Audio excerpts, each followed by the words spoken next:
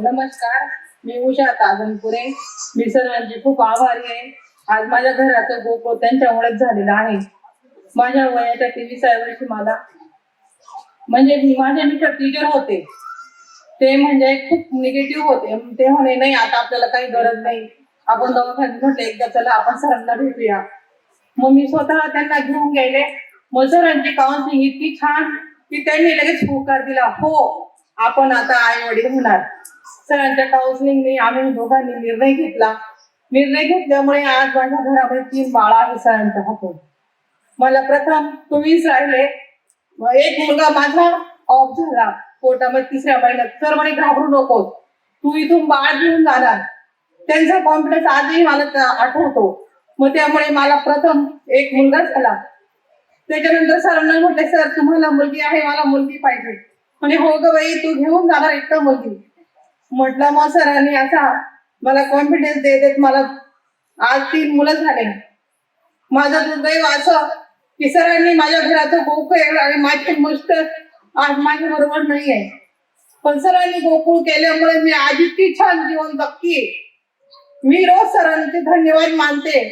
आज माझ्या सरांमुळेच माझी मुलं आणि मी रोज चेहऱ्यावर हसते. आम्ही दोघी जाऊबाई त्यांच्याकडे येत होतो. माझ्या मोठ्या जाऊबाई मंगल ताजनपुरे, मी उषा ताजनपुरे. माझ्या लग्नाला 23 वर्ष झाले आणि त्यांच्या लग्नाला 32 वर्ष झाले. आज आम्ही दोघी इतके आनंदी आहोत. एकमेव कारण आहे तर आमचे अथर्वचे माने सर आणि मॅडम आणि आमचा पूर्ण स्टाफ सर्व इतकं आम्हाला सहकार्य करत होता. माझी खूप क्रिटिकल कंडिशन होत होती. सुरेखा मॅडम म्हणायच्या, तुम्ही का अशा करता, तुम्हाला माहिती नाही तुमची कंडिशन काय आहे. माझा बीपी लो होता, पण मॅडम आणि सरांची 24 तास धावपळ चालू होती. ते माझ्यासाठी जागे. मी म्हणायची झालं तरी काय, मला काही जाणवत नव्हतं. पण त्यांना माहित होतं माझा क्रिटिकल प्रॉब्लेम होता.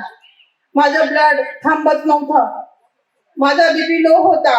म्हणजे त्या प्रेड मध्ये मी जाण्याची खूप कठीण परिस्थिती होती. पण सरांनी 10-20 हजाराचे डॉक्टर बोलवले आणि मला स्वतःला जीवदान दिलं.